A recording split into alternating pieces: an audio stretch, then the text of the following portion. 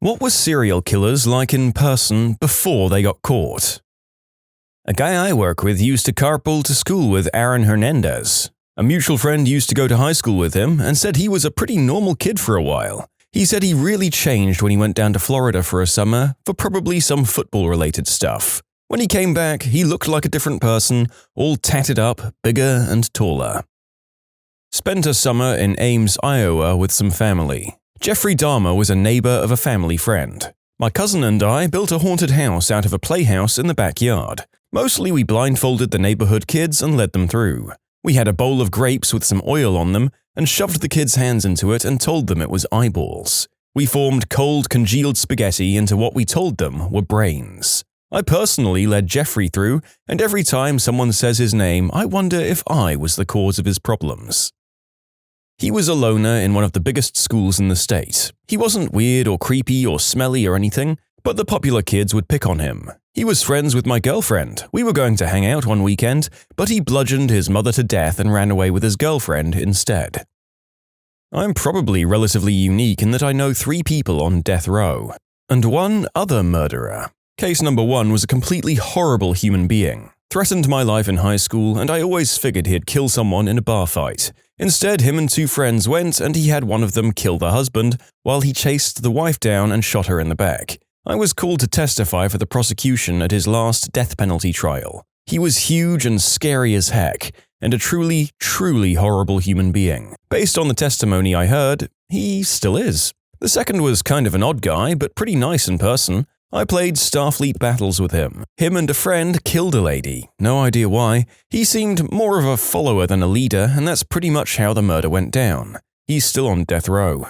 The third was more friends with my ex-wife. He even watched our kids a couple of times. He was quiet and seemed friendly. And finally, this other kid I knew in high school. He seemed pretty quiet, he read westerns a lot. Being a big book reader, I chatted a few times with him. He seemed nice. One day he took a shotty to school and at lunch blasted the guy convicted of taking advantage of his brother. He ended up getting a slap on the wrist for it. I felt he should have gotten a medal knowing the details that came out later. I suspect the judge gave him the least that he could.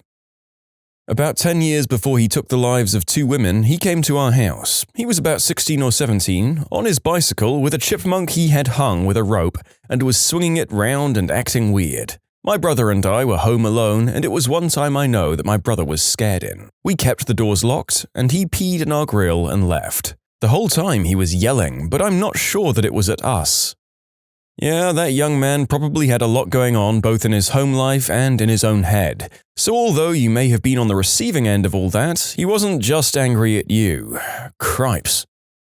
A few years ago, I went to a gas station late at night and ran into an old friend. A guy I knew who had been serving time for some heinous crap. I heard he got out and him and I were cool, so I didn't think much of it. He was with another guy, and right away the sight of the 2 of them sitting outside a gas station at a payphone made me uneasy. Teardrop tattoos on their faces and a desperate look about them. But my friend recognized me right away and came to say what's up. His friend immediately asked for a few dollars to get a cigar. I told him, hold up and I'll get him on my way out. The whole time in that store, I felt uneasy. It looked like they were looking for a lick, and I didn't want that to be me. So I brought a cigar and gave him like $3. I chatted for about 5 minutes with my old friend and asked about his brother and stuff. As I hopped in my car, his friend asked if they could get a ride down the street. I got in and started the car and said, nah, can't. He started to insist, but my friend interrupted him and said, nah, my man has somewhere to be. He's got a bunch of kids that are probably crying. About 2 weeks later, 2 bodies were found smoldering along a popular jogging trail. The convicted murderer was the guy, along with my friend. The bodies were found within walking distance of the gas station I saw them at. My friend self-deleted about a month later. Both of those guys confessed to friends and family that they didn't know how to act outside of jail, and that they didn't feel like they were ready to be out. They tried to check themselves into psych hospitals, complaining of hearing voices, but they were turned away. The bodies were 2 high school kids who stole their neighbors' weapons and were trying to sell them quickly to get some green herb, I believe. These guys robbed the kids and tied them up for days. This all happened about 5 blocks from where I was living, in a relatively safe neighborhood in Florida. Oh, and the person with my friend was Jesse Davis, one of the convicted murderers in the Cady Way trial murders. I knew 2. They both grew up next door to one another. One had emotional problems and could be a decent guy one-on-one. We hung out a bit and rode bikes occasionally. He killed a guy in a substance deal and stuffed the body down a well. The other was a great guy, but he didn't give an F about anyone outside his circle of friends and his family. We had hunted and fished together every day. He once told me he couldn't feel remorse if he killed someone outside his family. I thought it was just talk. This year, his sister's husband started whacking her, and this guy ambushed him in a country road and blasted him to death. Still, a decent guy in my book. I knew a serial committer of the unspeakable act. He was my kid's assistant little league coach and a great dad, one of the coolest people I knew. He loved his kids, was at all of their events, and worked hard as a doctor to support his family. His arrest shocked the crap out of the whole neighborhood. My cousin went to school with Timothy McVeigh. She says he was a really creepy loner who'd talk about conspiracy theories all the time. Jonathan David Drew, convicted of taking the life of Houston waitress Tina Flood, 23, in December of 1998. Drew was pulled over by a police officer who found Flood beaten and barely alive in Drew's front passenger seat. She died soon afterwards. Drew is suspected of several instances of the unspeakable act, and a private investigator has speculated Drew could be responsible for the slaying of Jessica Lee Kane. A search of Drew's former home in League City, where his parents still lived, produced a vial containing several human teeth. Yep, Jonathan David Drew was good friends with several people I hung out with. I knew him as an acquaintance. There were stories of him getting stuck out in the killing fields on at least 2 occasions late at night and having to be towed out. He was only convicted of the one murder, but there is speculation he's responsible for several more. Not me, but a buddy of mine was friends with the Boston bomber at University of Massachusetts, Dartmouth. He says they used to hang out, drink, and do normal college stuff together. One of those you'd never expect it kind of situations. The thing that still gets me is that when he fled the scene, he briefly went back to Dartmouth to do whatever he had to do. But while there, he hit the gym with my buddy, and the story was all over every news outlet on TV. He turns to my buddy at the gym and proceeds to tell him, "How could anyone do something like this?" My sister's best friend growing up. Her family was really strict growing up, and she kind of took that on with her son. Wouldn't let him watch regular TV, he was homeschooled and that kind of thing. So she gets married because she got pregnant, again because she did this with her son's dad, and they move away. She joins the army, he cheats while she's at boot camp, they break up. Then she moves with other relatives in Oregon, and eventually he moves there too to be closer to his kid. Breaks it off with the other girl. They start to co-parent well and get along again. Everything's okay. They go on a camping trip in the mountains for his birthday with her sister. Then her and the sister proceed to shoot him 13 times while he slept and dragged and threw his body off a cliff. They come home to try and cover it up with all fake Facebook alibis and receipts from some gas station and say he got lost in the woods. The Rangers find him 2 days later, and 2 days after that she's arrested along with her sister. Her sister flipped on her immediately and they gave her 18 months with time served. The main perp got life without parole. She said she did it to make sure he couldn't take her kids away. Now the kids live with family and have lost both parents.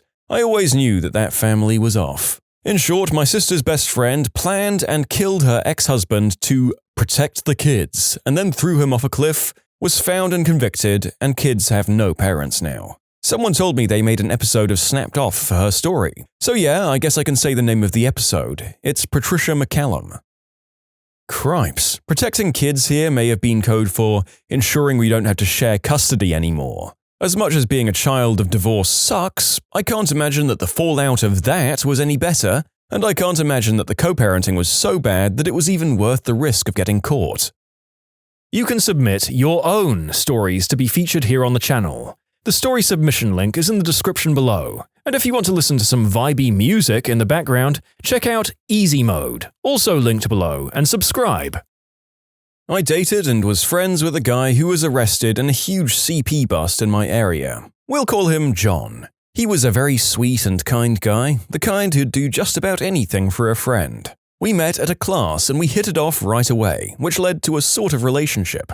We split on good terms, he had different ideas about relationships, so we broke up before anyone got too involved. We remained very good friends who'd just hang out every weekend, spend some time at each other's houses, playing video games, or just get into general messing around.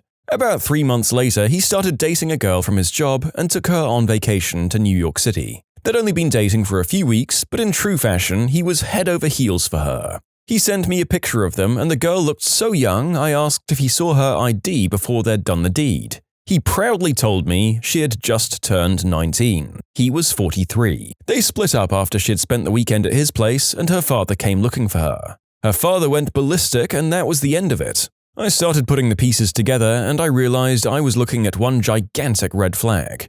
I was 27 when we were dating, but he always loved to play up how young I looked. He was also very into age play during the deed, which was one of the reasons we split. He started dating other girls between the ages of 18 and 21, but they all had the same hallmark of definitely not looking like the age of consent, to the point that they were usually stopped from entering clubs or bars because the bouncers assumed the girls had fake IDs or borrowed an older relative's ID. He started drinking more, picking up working girls, going into massage parlors, and being all around that creepy old guy. He chalked it up to going through a rough patch, but there was something still very off about him. He went to New York City with another girl and asked me and another mutual friend to watch his house for the week. I got a frantic phone call from my friend saying that John's house had been broken into and all of his electronics were stolen. At the time, I was mid-move and John had allowed me to store several boxes of electronics at his place after the storage facility I had them in had been broken into. I went over and sure enough, all of John's TVs, computers, game systems, and other things were gone. But my things were left alone. I found that odd because I had a flat-screen TV and a flat-screen computer in their boxes sitting in his dining room. If he had been robbed, why didn't they take my things? When the cops showed up, all they'd tell us is that it wasn't a burglary, but wouldn't give us any more information. That's when I found the search warrant on his kitchen table. John came back from New York City and he asked me to drive him to the state trooper station. All he'd say was that he got a phone call asking him to show up there. Once there, he was immediately arrested. They met us in the parking lot and yanked him out of my car before I had a chance to put it into park. One of the detectives asked me to come to the station and they interviewed me, asking how I knew him and so on and so forth. After about an hour, they let me go outside to have a cigarette. That's when they told me he was being arrested for 22 counts of downloading and distributing loads of CP. They also told me it had been going on for a very long time, long enough that surveillance on his house had pictures of me coming and going. So yeah, that's my story. Sorry it's so long. I dated someone who murdered a guy with his friends. It was personal and it made national news. A few months after he and I broke up, I was dating someone else. He called me and said that he was never going to be with me because he messed everything up. I was busy and I blew him off. A week later, after a holiday, I got a call from the jail, but it was at 4 in the morning and I accidentally hung up. A few years later, I looked him up and realized the call was him. I'm afraid that he holds a grudge, and as his release creeps closer, I'm getting worried. So what was he like before? He was melodramatic. After we broke up, he called me and played Cry Me a River and told me that we were just like the song. He beat himself up quite a lot. Everything was a huge deal. We argued a lot and he was easily influenced. He didn't have a good relationship with his parents, so his friends were all he had. He had a history of disciplinary actions in school. Respect was a huge thing. Feeling disrespected to him was the worst thing in the world. He didn't care about school. He was funny. This guy isn't famous, not yet anyway. All this happened just about a month ago. Maybe a little longer. The guy's name is Adam Densmore. He killed his girlfriend and cut her into pieces. He put the body in a couple of suitcases and took their 1-year-old daughter on the road. I always thought he was an intelligent guy, but apparently he wasn't the smartest, as he immediately drove from where he was living in Colorado to his hometown in northwest Louisiana, straight to his parents' house. He dropped the suitcases in 2 separate locations along the way. Someone found one of them and he was arrested. As far as I know, they still haven't found the other suitcase. I knew him, but not very well. We used to frequent the same bar. He'd sit in the corner with a beer and read. He was rude to anyone who tried to speak to him. He had that whole, "Can't you see I'm reading?" attitude. In most cases, I understand that attitude, but not in a bar. Never made sense to me. We talked a few times, but only talked at length once. I remember it being an enjoyable conversation. He was intelligent and well-spoken. Also, a good-looking guy, but not exactly charming. One thing I remember is that he'd say, "gods," in place of, "oh my god." I know he lived somewhere near me because I'd see him walking around the neighborhood on occasion with a big walking stick. So yeah, he was a bit of a strange guy, but I was shocked when I heard about what happened. It still feels weird to realize I know someone who would do something like that. Okay, mine wasn't famous, but it was still messed up. Brett Pearson was high on crystal and killed his mother and also injured his father. He cried crocodile tears and acts like he regrets it, but I knew him and I know for a fact that he doesn't regret a thing. I went to school with him for a few years. Myself and others were both repeatedly intimidated by him in both stalking and violent manners. There was just something off about him. The only friends he had were the problem kids and the major buttholes at school. He'd make super inappropriate comments in class towards teachers and joked about school mass tragedies and would say things just for shock value. But he was a charmer and got away with everything. I know for a fact he doesn't regret killing his mom. The murder happened only a few blocks from my house. I think the part of this that I'm having the hardest time relating to the rest was that he was apparently charming enough to get away with this stuff. But then again, Ted Bundy was a whole thing, wasn't he? So maybe this guy is the crystal-addicted version of him. Sounds like a creep. I'm glad he's put away now. Oh, and speaking of the big, charming, handsome psychopath himself, here he is in the next story. Obligatory not me, but my mum saw Ted Bundy running through the woods after he escaped prison. They realized who it was after the cops came searching door to door. Not directly, but I know several people who knew Willie Picton before he was arrested. I worked with a lady that had her husband murdered. She was a bossy, condescending, arrogant piece of white trash. Rather nicely attractive though, and very openly flirtatious. She was about 15 years older, but I'd be lying if I said I hadn't thought about it. Wasn't surprised when they finally nailed her for the crime. Everyone suspected she did it. I sat next to Jeffrey Dahmer at a bar in Milwaukee. I guess I just wasn't to his taste. My boyfriend and his friend kidnapped 2 people, drove them out to a field, and blasted them execution style. He was a really good guy except for that whole killing thing, but we were young and impulsive. I often think about reaching out to him, but time changes people, prison changes people, and I'm not quite sure what I'd say. I was taught in a pottery class by Margaret Bain and good friends with Stephen Bain when growing up in Papua New Guinea. I don't remember anything unusual about any of the family, but I remember vividly reading in the newspaper in Papua New Guinea about their deaths in New Zealand. Still not 100% clear whether it was just Stephen's dad or his brother as well that committed the murders. I didn't know the killer, but as adults, I met a guy and we became friends. It took him a few weeks to tell me he had changed his surname as everyone knew his brother, and he felt he'd be judged the same. At the time of the murder, it was classed as one of the most foul in Australian history. He told me even though his brother was locked up, he was scared of him, and he talked about the constant mental, physical, and other unspeakable treatment the children in the family had suffered growing up by his father and cohorts. His brother liked to do a lot of illegal stuff with animals, which was a forewarning of what he'd become. I lost contact with my friend when he moved interstate, and I've tried to find him, because I miss him. I worked with the man who made national news for killing a doctor who worked in a clinic. When I knew him, he was quiet, polite, a nice guy as far as working with him, but he got in with the pro-life people, and if I recall correctly, he was having marital trouble at the time. One of his co-workers had asked him to work a shift for him that day, but he declined, saying he had something to do. Well, we all sure found out what he did. It was pretty shocking, really.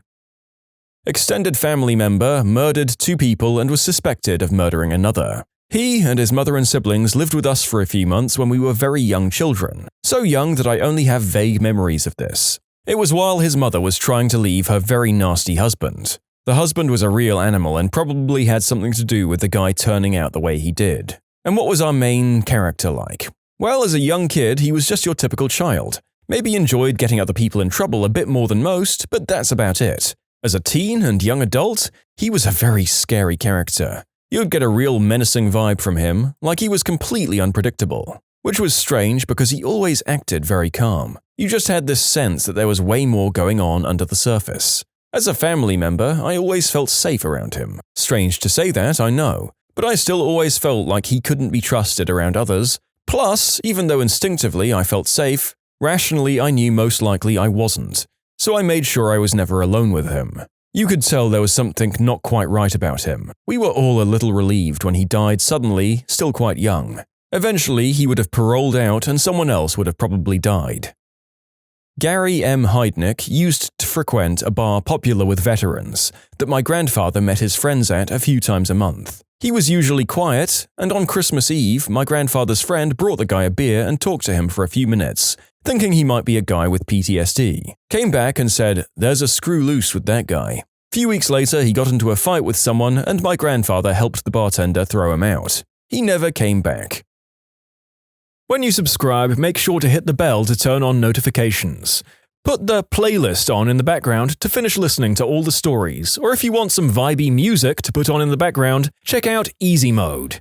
If you like Am I the Genius, give Am I the Jerk a shot. Everything linked in the description.